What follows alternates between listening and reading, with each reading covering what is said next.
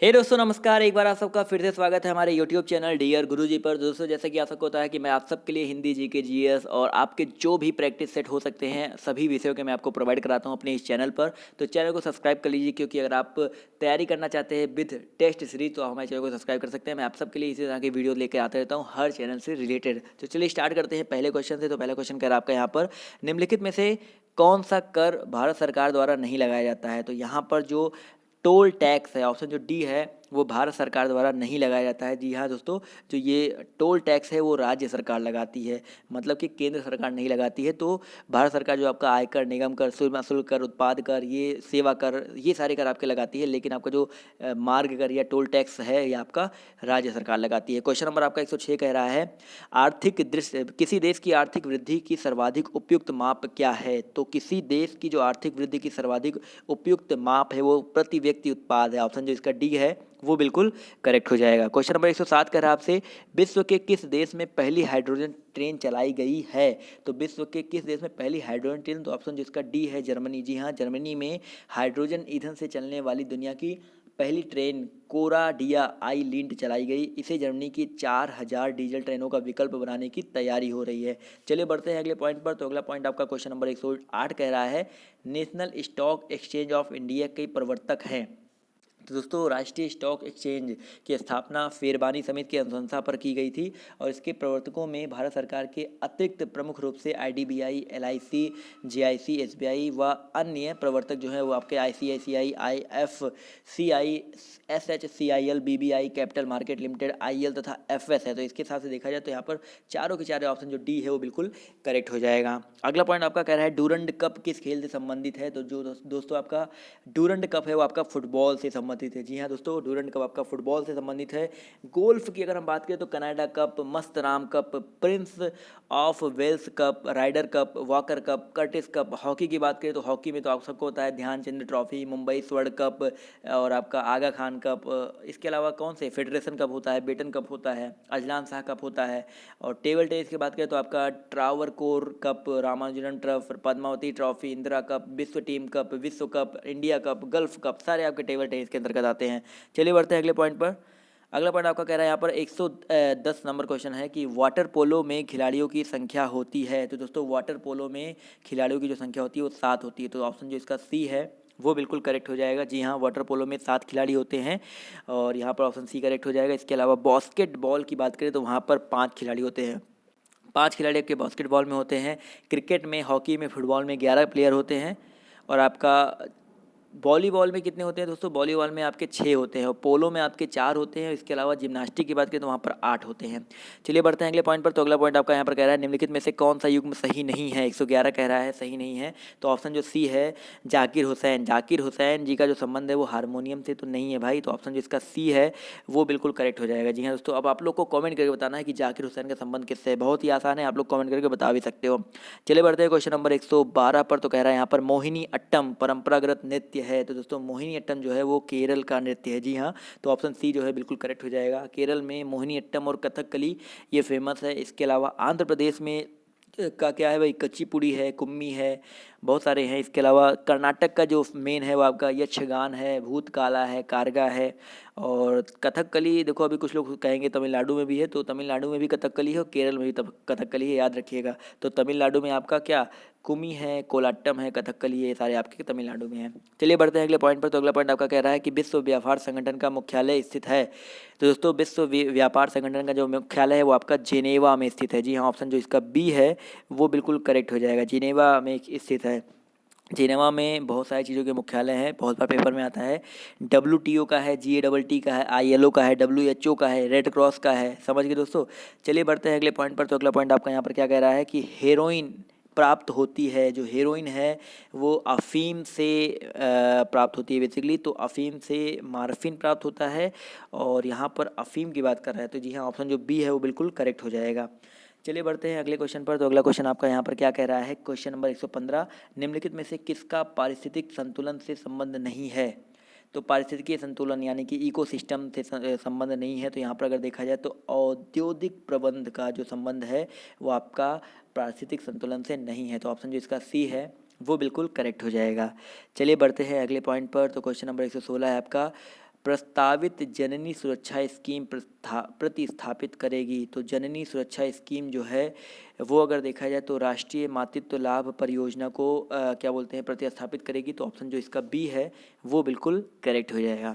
चलिए बढ़ते हैं अगले क्वेश्चन पर। तो अगला क्वेश्चन कह रहा है यहाँ पर, भारत का निम्नलिखित में से कौन सा क्षेत्र उच्च तीव्रता का भूकंपीय मेखला में नहीं आता है। तो क्वेश्चन नंबर 117 का ऑप्शन जो डी है, कर्नाटक पठार नहीं आता है। तो ऑप्शन डी यहाँ पर बिल्कुल करेक्ट हो जाएगा। क्वेश्चन नंबर 118 कह रहा है, रणजीत सागर बांध अवस्थित है। दोस्तों रणजीत सागर बांध जो है आपका पंजाब राज्य में रावी नदी पर निर्मित किया गया है। तो यहाँ पर ऑप्शन जो डी है रावी नदी पर, ये बिल्कुल करेक्ट हो जाएगा। ये जो नदी है पंजाब की सबसे छोटी नदी है। इसका जो व्यास है, इसका जो व्यास कह रहे हैं, इसका जो उद्गम है वो आपका बंगाल बेसिन में धौलाधार श्रेणी की उत्तरी ढालों में से है। समझ गए दोस्तों। चलिए बढ़ते हैं अगले क्वेश्चन पर। तो अगला क्वेश्चन आपका कह रहा है, कर्क रेखा नहीं गुजरती है। तो दोस्तों कर्क रेखा जो है आपका मैक्सिको, मिस्र, भारत, सऊदी अरब, बांग्लादेश, म्यांमार आदि देशों से होकर के गुजरती है।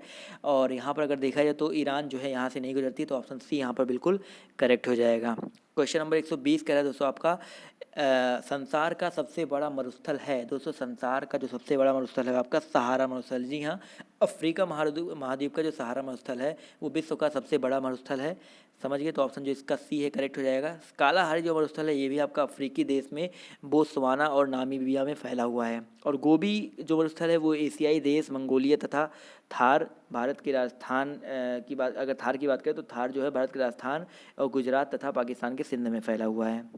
चलिए बढ़ते हैं अगले क्वेश्चन पर। तो अगला क्वेश्चन आपका यहाँ पर क्या कह रहा है कि, माफ़ कीजिएगा, उत्तर प्रदेश में पहली रेल मेट्रो किस शहर में शुरू की गई थी। तो उत्तर प्रदेश की बात करें तो सबसे पहली जो रेल मेट्रो है 131 में, यहाँ पर इलाहाबाद है, कानपुर है, वाराणसी है और लखनऊ है। तो यहाँ पर अगर देखा जाए तो यहाँ पर कौन सा ऑप्शन सही हो जाएगा। तो उत्तर प्रदेश में लखनऊ में स्टार्ट किया गया था। तो ऑप्शन जो इसका बी है वो बिल्कुल करेक्ट हो जाएगा। इन ऑप्शनों के अकॉर्डिंग यहाँ पर ऑप्शन जो बी है करेक्ट हो जाएगा। इसके अलावा नोएडा में तो इसके पहले भी स्टार्ट हो चुका है।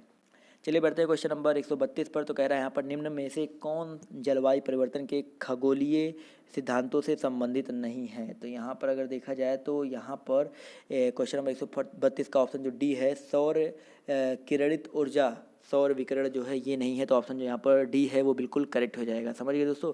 चलिए बढ़ते हैं अगले क्वेश्चन पर। तो अगला क्वेश्चन आपका यहाँ पर कह रहा है, निम्न में से किसकी औसत शुद्ध प्राथमिक उत्पादकता सबसे कम है। तो औसत शुद्ध प्राथमिक उत्पादकता जो सबसे कम है वो आपकी शीतोष्ण कटिबंधीय घास प्रदेशों की है। तो ऑप्शन जो सी है वो इसका बिल्कुल करेक्ट हो जाएगा।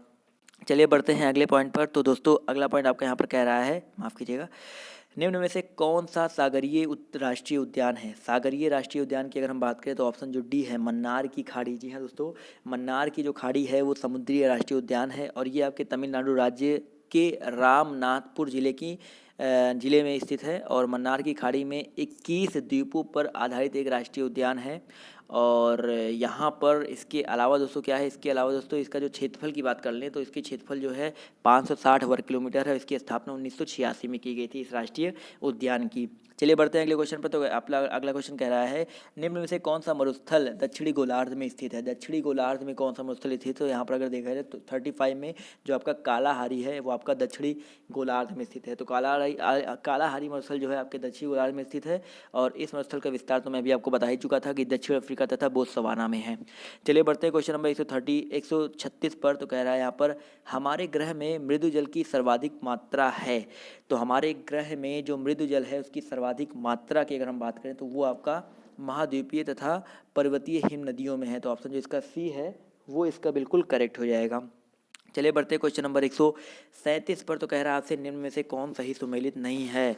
तो विश्व का सबसे ऊंचा जो जल प्रपात है वो आपका एंजल जल प्रपात है, टुगेला प्रपात नहीं है। तो ऑप्शन ए जो है वो आपका सही सुमेलित नहीं है। तो ऑप्शन ए पर हम लोग टिक कर देंगे। इसके अलावा विश्व की सबसे बड़ी ताजे जल की झील जो आपकी सुपीरियर झील है, विश्व की सबसे ऊंची नावगम्य जो झील है आपका टिटिकाका झील है, और आपका विश्व की दूसरी सबसे गहरी झील जो है आपका टंगानिका झील है। समझिए दोस्तों।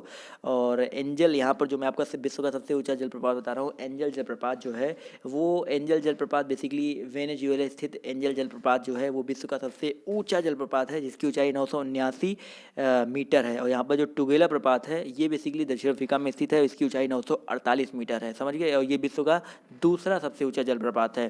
चलिए बढ़ते हैं अगले क्वेश्चन पर। तो अगला क्वेश्चन आपका कह रहा है यहाँ पर, निम्न झीलों में कौन विश्व की प्राचीनतम तथा सबसे गहरी झील है?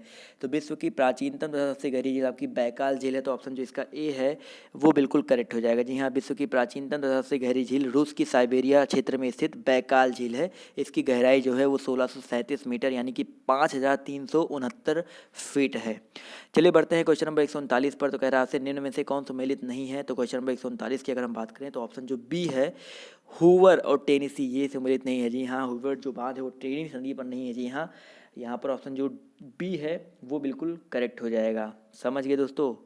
इसके अलावा अगर हम बात करें हूवर और टेनेसी के बारे में, तो हूवर और टेनेसी जो नदी है, टेनेसी नदी पर बेसिकली व्हीलर, विल्सन, नॉरिस और चिकमंगा बांध है स्थित है। और यहाँ पर अगर बात करें हूवर बांध के बारे में, तो हूवर बांध जो है आपका शायद कोलरेडो नदी पर स्थित है। जी हाँ, कोलेरेडो नदी पर हूवर बांध आपका स्थित है।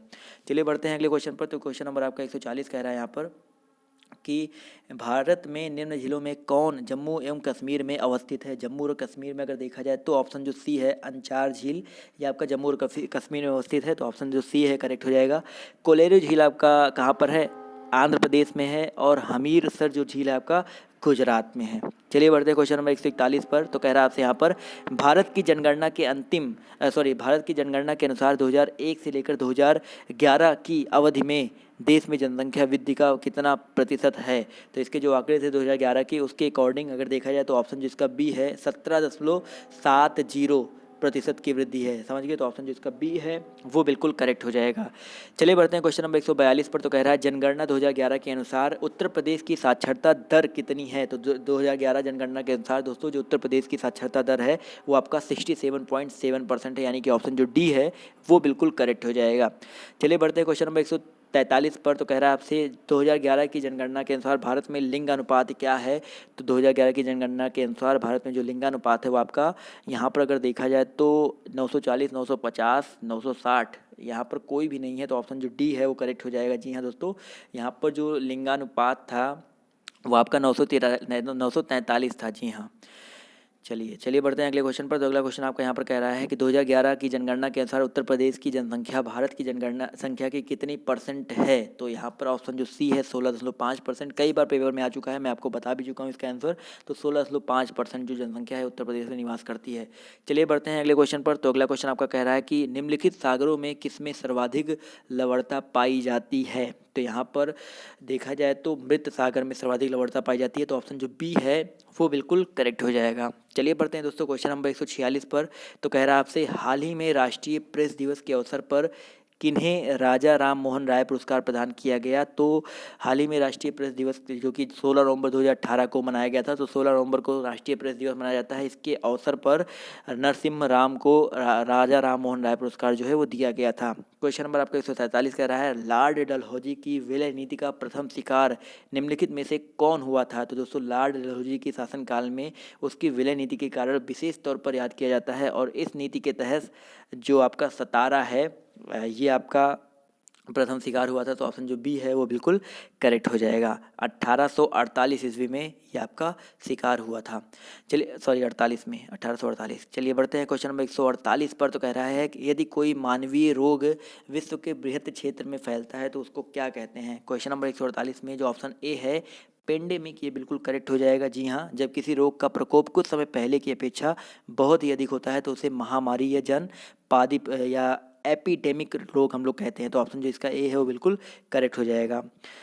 और चलिए बढ़ते हैं अगले क्वेश्चन पर। तो अगला क्वेश्चन आपका यहाँ पर कह रहा है कि निम्न में से कौन सा जल जनित रोग है? तो जल जनित रोग के बारे में बात करें तो यहाँ पर अगर देखा जाए तो ऑप्शन जो सी हैजा जो है आपका एक जल जनित रोग है। तो ऑप्शन सी यहाँ पर बिल्कुल करेक्ट हो जाएगा। लास्ट क्वेश्चन पर आते हैं। तो इसका जवाब जो आपको देना है कमेंट करके कि हाल ही में एमनेस्टी इंटरनेशनल जो कि एक मानवाधिकार पर कार्य करने वाली संस्था है, इसने किस प्रसिद्ध नेता से अपना पुरस्कार वापस ले लिया? तो आपको इसका जवाब जो है वो कमेंट करके देना है। तो दोस्तों आज की इस वीडियो में सिर्फ इतना ही। अगर आपको वीडियो पसंद आई हो तो वीडियो को लाइक करना मत भूलिएगा, शेयर करना मत भूलिएगा, और चैनल पर नए हो तो चैनल को सब्सक्राइब करना मत भूलिएगा। तो दोस्तों अभी के लिए बाय बाय, टेक केयर, जय हिंद, जय भारत। मिलते हैं आप सबसे नेक्स्ट वीडियो में।